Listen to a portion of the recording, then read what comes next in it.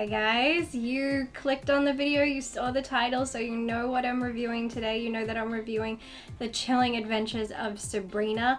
This is actually my, it's weird saying this, it is my second most highly requested review.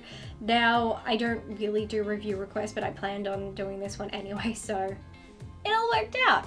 But yeah, after a lot of people, you know, after I'd done my videos talking about my feelings on the Charmed reboot, everybody's like, review the first episode. I said, well, I'm already gonna do that. And then I did, and that is insanely popular. That's now officially my most viewed YouTube video. So thank you everybody who watched it and gave likes and comments, because damn, a lot of responses. Thank you all so much. And a lot of people in those comments were just like, please review Chilling Adventures of Sabrina. And I did. When I finished my October marathon, the first thing I did was sit down, and in 2 days I watched every episode of Sabrina, and then it took me 2 days to do my written review, and it's just taken me all this time. It's taken me 2 months to find the motivation to sit down, get on camera, and actually share my review with you, because yeah, I think my written review was the longest review I've ever done, so this video might be kind of lengthy. But it's because I had so many good things to say, and that is so rare. Usually when I have so many things to say, it's because I hate something so much that I kind of just can't stop saying bad things about it. But this, I actually have positive things to say. Yahoo! So yeah, enough of my chattering on about stuff that doesn't matter. Let's just get right into the review. Chilling Adventures of Sabrina is an American supernatural horror television series developed by Roberto Aguirre Sacasa for Netflix, based on the Archie Comics comic book series of the same name. In this series, Sabrina Spellman must reconcile her dual nature as a half-witch, half-mortal while fighting the evil forces that threaten her, her family, and the daylight world humans inhabit. In the beginning, I was hesitant about watching this series, being a fan of the 90s sitcom Sabrina the Teenage Witch, and being so anti-reboot, it's safe to say I was less than thrilled by the prospect. I began to relax when I realized it's not a reboot of the original, but instead a television adaptation of the reimagined comic book series, which made me more open to giving this a chance. Firstly, I will say it is nothing like the original, and I love that fact, surprisingly. It is trying to do something different and new by basing it off the comics. Sabrina the Teenage Witch was very 90s oriented. Even when the series transitioned into the early 2000s, it held on to its 90s tones and subjects, and the only noticeable difference were cast and members' ages, hair and clothing styles changing, and the cast itself. If they were to have rebooted that series, I don't think it would have made the transition to a 2018 audience very well. Instead, what they've done has ended up being pretty perfect. After the first episode, I was liking it but not loving it. I had characters who I enjoyed off the bat, such as Hilda and Ambrose, but other characters weren't quite grabbing me yet, such as Zelda. Also, the use of blurring everything around the center of the frame as a way of indicating strong magic in use was becoming too dominant and profoundly disorienting for me, and I wasn't looking forward to enduring it for 9 more episodes. By episode 2, this camera technique was becoming used infrequently and not as intensely, and by episode 3 it was barely noticeable, which was wonderful. It was also during episode 3 that many of the other characters had begun to appeal to me for a variety of reasons. Now, I've watched all of season 1 and can say I positively love it, but the first episode is always the deciding factor for me. If there isn't something there that encourages me to come back, I won't. Fortunately, plenty enticed me, and I'm glad it did, as the series got progressively better with every episode. Time to talk characters. Let's begin with our lead character, Sabrina Spellman, played by Kiernan Shipka. Great performance on Shipka's part, but lucky for her, she had a great script to work with. Every episode works towards developing Sabrina as more than just a character, but as a person, and depicts aspects of her personality in ways that are relatable to the viewer. Sabrina is young, but very strong-willed and mature for her age. She has been brought up by strong women, and stories of her father, who was a strong, wise, and forward-thinking man. These have allowed her to grow into a young woman who stands up for herself and others and fights for what she believes is right. She fights against inequality and prejudice in her school and among her church, trying to put an end to antiquated practices and values, but there is much more to Sabrina. What was barely touched on in the original series is a significant plot point in this one, Sabrina's dual bloodline. Sabrina is half witch, half mortal, which makes her torn between two worlds. I feel Sabrina represents the people in this world who do not wish to live their life confined by a title, pigeonholed into one specific thing. Sabrina's church and family want her to be a full-time witch, and her mortal friends simply want their friend in their life. Everyone wants Sabrina to be one thing, but she's not. She's more than what people want her to be. She cannot be confined to one thing when she is so much more than that, as many of us are. Some people need those titles, but some in this world crave a life beyond that, and I feel that's who Sabrina is. Someone trying to form a path of their own while embracing their true identity. On top of that, Sabrina has to fight an internal battle, a conflict between two opposing core values. On one side, there is a part of her, no matter how small, that craves power and a life of no rules where she can do whatever she wants. But there is another part, the more dominant side, that is loving and warm and selfless. I feel this subtly touches on people in this world who have a genuine struggle between good and evil, not by television definition, but whether it be a psychological condition or just feel two contradicting ways of living. We're all capable of doing horrible things when pushed or in a bad situation, but there's the side of us that stops it, the better side that knows it's wrong. But there may come a time when the darker side wins out. Whether it's in a magical context or not, there is a great deal about the character of Sabrina that is relatable to viewers on a much deeper level, and it's watching her struggle and watching her relationship with each character in the show that makes these stories so compelling. I also love that the show doesn't forget that Sabrina is still just a child, and therefore she is capable of making mistakes and decisions that come from not having the wisdom and experience to know better, and she has that natural rebellious teenage side to her. I think we were most reminded of this during Sabrina's mishap with necromancy, where she was so convinced she knew better and what was right that she ignored all her elders' advice and guidance and requests and did what she wanted, which led to multiple consequences. This reminded me, despite her fighting for rights and being so mature, she is still a kid and is still learning, and I was grateful for that. Next, let's talk about Zelda, played by Miranda Otto, a character who I at first didn't enjoy but now quite enjoy. Over the episodes, I began to see what a complex and interesting character Zelda is. You have to look at her more closely to appreciate what she brings to the table. At first, I just saw Zelda as a strict disciplinarian who is a devout, almost unstably so, member of the Church of Night. It wasn't until Father Blackwood called her maternal that I began to see her character in a different light. Maternal has always been considered a weak and sappy trait for women to have, something that has infuriated me for many years, as it is not true. Maternal instinct is a powerful and almost dangerous force. After all, the expression is a lioness protecting her cubs or a mother lifting a car off her child. These expressions tell us that there is a ferocious side to being maternal, and Zelda embodies that completely. Zelda loves Sabrina like a daughter. While she is strict, she is also fiercely protective. They may not always agree, but when it comes down to it, Zelda will sacrifice all her beliefs and values she holds dear if it means protecting her niece or anyone she loves. You don't want to mess with this witch. Zelda is more vulnerable and fragile than she seems, masking it with a cold, icy exterior. Her greatest fear is losing her family, never entirely getting over the loss of her brother Edward. She raised Sabrina as a way of holding on to his memory. And while she is cruel to her sister, the thought of losing her sister is too much for her to bear. Zelda is always seeking approval and praise from the members of her church, including Father Blackwood. Psychologically, one might say that her desire and need for love has resulted in her continually seeking approval and validation, and will do anything to get it, even at the expense of her dignity.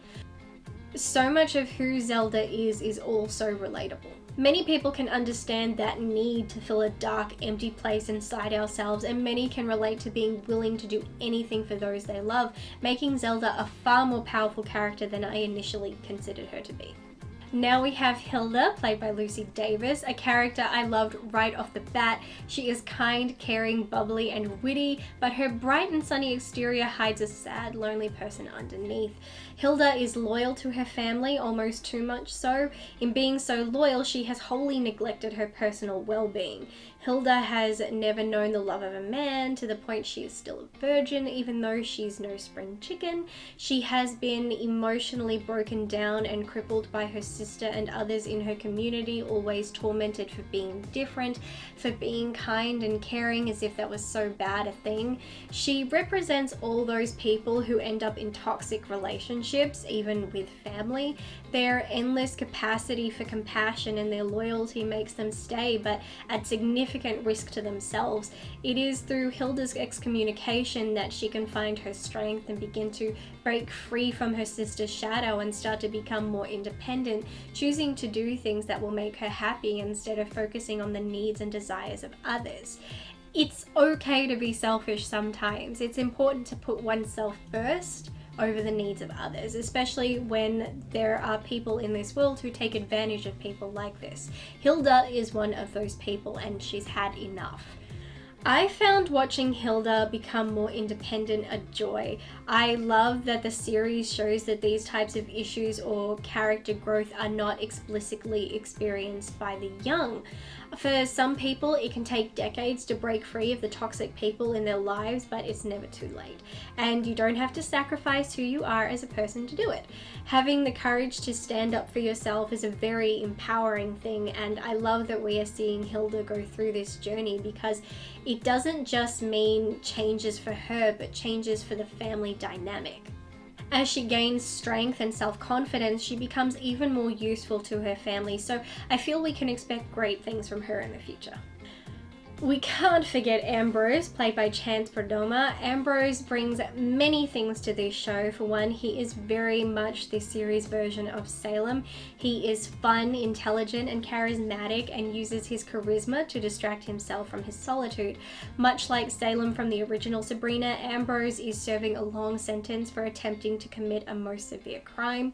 He also is a soundboard for Sabrina, and while he indeed is quick to help Sabrina with all things magical when the need arises, he also seems to have a hard time denying his cousin her requests, which may come as a result of his isolation and a deep craving for something to break him from his bleak daily routine. But he does seem to regret his choices after the fact, as they do tend to get the whole family into trouble, but his intentions are always good. Another thing I love about Ambrose is that he is an openly pansexual character who never has to announce it. He is very comfortable in his sexuality, and it's great to see as he keeps things lively. Also, with the inclusion of Ambrose, we can see that the Spellmans are a mixed race family, as many of the other families in this show, which is fantastic. There is never talk or discussion about it, and never characters pointing it out, and there shouldn't need to be. This is their family. They're very tight-knit, at times dysfunctional family. It represents so many families these days, as blended families are becoming more and more common. Had this show tried to make a big deal about it, or even his sexualities as other shows have done, I would have been irritated, as that would continue to promote the notion that there is something abnormal about it when there isn't. With Ambrose's house arrest expanding and the series beginning to touch on his issues regarding a deep need for a father figure, I can see many more great things on the horizon for this character. I think taking the character of Salem and turning him into a new integral part of the Spellman family was genius, but I do like that they still have a cat named Salem, who instead is very much Sabrina's protector more than just her familiar. This show is incredibly progressive. From casting to storylines, everything is indicative of the time we are living in. The most important thing about this is that it is entirely organic. I've always said fake inclusion and progressiveness is damaging to a film or show because it comes off as a publicity stunt and not a genuine depiction of us moving forward in the world. If you're casting diversity but you include stereotypes or it doesn't connect with the narratives of the character, then that's when you know it is insincere and for self-promoting purposes. But that's not the case in this show. The show depicts many characters who participate in polyamorous relationships, and while it's not the type of lifestyle for me, it is becoming more practiced these days, and it fits into the show's narrative. These characters are not written this way for the sake of throwing in an obscene amount of sex scenes, thank God. They are written this way because it is a commonly practiced lifestyle among witches and warlocks concerning the show. With them having strong beliefs that giving into desires of the flesh and not being confined by sexual constructs found in mortal society is more beneficial. Not every character is this way, with many preferring monogamy, but it is interesting to see polyamorous relationships depicted without the stigma attached to it. We also have the character of Susie Putnam, played by Lachlan Watson, a non-binary character played by a non-binary actor. Now that, ladies and gentlemen, and every other gender identity in between, is highly progressive and entirely relevant. Susie is a fantastic character. They give such a human story to this series. It's certainly an integral part of Sabrina's mortal storyline. Susie is struggling with their identity and is suffering an extreme amount of abuse and sexual harassment just for being different, to the point that when Susie hears a story of how their uncle was abused and ridiculed by his own family for being gay and trying on a dress one time, it makes them even more scared of being true to their self. Susie, who prefers to wear masculine clothes, begins wearing a dress because they don't want others viewing them as a freak or an abomination. It's not until Susie is visited by the spirit of their ancestor that they begin to find strength in their identity and that it's okay and there's nothing wrong with it. Susie's ancestor was exactly like them and in a time when it was far less acceptable, but Susie's ancestor didn't back down or conform and was a strong person who made a difference. For Susie, this tells them, well, if they did that back then, I can do that now. Susie is essential to the show. They are someone Sabrina needs and relies on. Susie and Harvey and Roz are her pillars of strength and keep Sabrina grounded to her mortal self, and they each have ties to the witches and their history, so each character and their story is woven together very nicely. In the original script, they intended to write Susie as a transgender male. Now, given that Susie's storyline regarding gender identity is moving very slow, which is fantastic, Susie may continue to identify as non-binary, or this may be a stepping stone into coming to terms with their transgender identity. I like that Susie is trying to find themselves because they are very young, and for many people, your sexual or gender identity is not something where you wake up and understand it right away.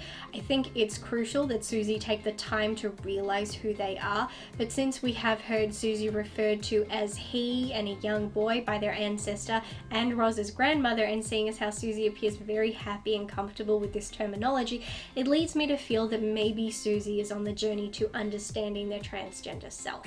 Either way, I think it's a great inclusion and I love how the series creators are depicting it. It feels authentic and respectful, and the fact someone who lives it is playing the role I think makes it so much better. Lachlan does a tremendous job and I have the utmost respect for them. Now, aside from the inclusion of races, gender, and sexual identities, there are a significant number of other issues that this show touches upon, but doing so through the show's narrative and how it relates to the characters, their development, the world in which the story takes place, and the stories themselves. The series touches on the issues of gender inequality with women, despite their power being of a lower class to men. While the men gain all the privilege and esteem, women are the ones who undergo the suffering and sacrifice for the benefit of others. Even the women in this show are pregnant for 13 months. If that's not hell, I don't know what is. The magical world in this show is very much a patriarchy and is not all that different from its mortal counterpart. Men see themselves as superior and men make the rules and women must obey, women must be pure and virginal, but the same does not apply to the men. Sabrina does not agree with any of these practices. She is always standing up to oppression, discrimination, sexism, and issues of consent, such as the narrative that Sabrina must give her soul willingly to Satan. She must consent, but she declines. Once she refuses, Satan has set in motion a series of events to force her to submit to him, creating the illusion of consent when it is still very much against Sabrina's will. Sabrina sees how those around her have been raised and made to believe that they have no choice, no free will, that the women must submit to Satan and that to do so is a great honor, that being sacrificed and treated as objects is okay, and that as long as it is the tradition that it should be respected. But Sabrina is much like her father and brings a 21st century mind to her religion. Sabrina believes they can still have their faith and live the lifestyle they choose to, but with respect and equality. She sees these traditions as antiquated and barbaric, such as the Feast of Feasts, a festivity that her father got rid of that has been brought back, which requires a witch to be chosen and sacrificed for the coven to feed on in honor of the witch who centuries ago gave her life so others may live. But as Sabrina points out, this is 2018 and no one is starving or dying, so the need to kill someone and eat them serves no real purpose other than to continue to control people's way of thinking. The show even delves into the subject of religious persecution and how it is sadly still prevalent in 2018. It also breaks down that religious persecution doesn't just come from those who are against your chosen faith, but can also occur within one's religion. If you do not adhere to the values and beliefs of your faith, you are considered blasphemous. Around the world, many people fear to speak against the immoral practices of their faith, fearing repercussions. Others fear even to break away from their faith, as it may mean losing their family. Religious persecution and religious fears encompass so many different aspects, and each one is most certainly alive and kicking today, and this show depicts them all. Again, they are very relevant to the story's narrative, and they help us get to know the characters as people and better help the audience understand the world they live in. This show delves into the subject of domestic abuse and prejudice, and we see it experienced amongst magical and mortal families, showing that the matter of abuse is widespread and can affect anyone, as can prejudice. Harvey suffers at the hands of a drunk and abusive father. It has made him more reserved but also strong emotionally, as he appears fueled to ensure he doesn't turn out like his father. Domestic violence even occurs in Sabrina's family, with Zelda constantly murdering her sister. It's so frequent that it becomes normal to these characters, and it's from here the show introduces the narrative about the cycle of abuse. I found this was touched on best during a scene where the school bullies are harassing Susie and Hilda comes to Susie's aid. Hilda, using her witchy wiles, reveals that one of the boys was severely abused when he was young, and instead of helping him or even believing him, his parents just added to the abuse. As a result, this boy has grown to learn that the only way to feel strong is to mistreat others. He is a prime example of the cycle of abuse. He's never been shown another way, no one was there for him, and now he hurts others just as he was hurt. His friend, however, is a tad different. As it turns out, his friend and partner in crime is a closeted gay boy who is so in denial of his feelings and full of self-loathing that he lashes out and attacks others for being different because he can't stand it in himself. This scene may have only lasted for a minute, but I found it quite profound. Hilda cuts through the bullshit and pulls back the curtain that's been drawn over these boys' eyes and gives them something to reflect on, but whether they will or not is yet to be decided. While on the subject of abuse and bullying, the show even touches on the time-old and horrific tradition of college hazing, or as it is called in this show, harrowing. In the real world, hazing is a common and disgusting practice that has been known to occur on college campuses and even in the military, and there have been many cases where hazing rituals resulted in people dying. When Sabrina starts her new school, she is subjected to the time-honored tradition of harrowing, which she quickly learns has resulted in many deaths of students. Sabrina's aunt Zelda gleefully participated in the act during her time at school, with her sister becoming one of her victims. But once Zelda learns of it happening to Sabrina and that it is killing innocent children, Zelda has a change of heart and sees the tradition for what it is: an outdated, violent practice that has no purpose and certainly no place in school or anywhere for that matter.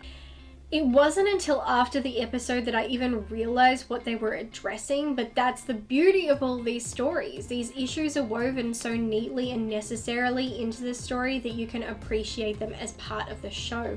You don't feel like they're bombarding you with political agendas. It's only when you start reflecting and looking deeper that you begin to notice how these stories reflect the world today. I believe we can find a hint regarding this when we see the kids all sitting and discussing hidden meanings behind film plots and narratives. Harvey takes films at face value and prefers to enjoy the story for what it is, where Roz and Susie prefer to dissect and analyze the layers and meanings underneath, and that's what this show does. You can either enjoy it for what it is or peel back the layers and look at what is underneath. On a much lighter and far less political note, I love the way this show pays tribute to old school horror. Many moments reminded me of things like A Nightmare on Elm Street and It. Harvey has a scene that is a near identical tribute to Johnny Depp in A Nightmare on Elm Street, and the way Sabrina and her friends are together, each the odd one out in different ways and each strong and resilient, trying to make a difference in their little town, reminds me of the Losers Club in It, and there are so many more. However, I don't like how this show linked itself to Riverdale. Of course, it was the simple line of saying that someone was being buried in the next town, Riverdale, instead, but it just felt so pointless to include that. I understand they had intended it to be a companion show to Riverdale, and it is set in the same universe, but it's not a fact I enjoy. They just don't work together. I love how the show uses a combination of English and Latin spells, and each has their place. I feel that the more power a spell requires or the more serious a spell is, the more likely it is to be in Latin, where the smaller spells that take less effort seem only to need English, so I enjoy the distinction. It reminds me of Charmed and how back during the show, if a spell was ancient, it was in Latin, such as spells used by demons or even spells to call and banish the hollow, and then some spells reflected the culture saying the spell, and then you had your English spells. So I enjoy the distinction in this series as it feels familiar and exciting. Many spells themselves even felt familiar to me. One spell involved calling on witches from the past that reminded me of Charmed in a good way, but I also noticed that many of the names they called out were either famous historical witches or deities who are associated with witchcraft, such as Hecate. Another spell involved the Weird Sisters removing the school bullies' manhoods and they were turned into birds. This type of spell was in the TV series Salem, and I was surprised to see it in this one, but I liked seeing it included as it worked and it fit the dark tone of the show. This show beyond exceeded my expectations. I didn't expect so much of it to resonate with me, and I didn't expect it to be so progressive and inclusive, but it was. Most importantly, it did it in an authentic way, making sure that they matched the narrative and were relevant to the story and the characters, and not just thrown in as ways of gaining attention. Everything in this show has a clear and direct purpose, and I couldn't have been more impressed. The performances were terrific. The chemistry among all the characters was fantastic. I love that with each episode you can switch the dynamics around and it all still works, and you find new stories to tell based on the pairings or groups. There's always something new to learn and to discover. It has so far moved to first place and become for me the best TV show about witches for 2018, which was hard because I was sure nothing could knock a discovery of witches out of top spot. This show gave me everything I wanted, especially from a show about witches, and one of those being, and this is in A Discovery of Witches too, that the magic is not prejudiced or biased. Magic may have rules that people must follow, but at its heart it does not discriminate. Magic can belong to anyone, any gender, any race, and any age group. So when I see a show that depicts so many people with so many differences sharing this one commonality, it makes me so very happy. But most important, this show for me ultimately feels about family.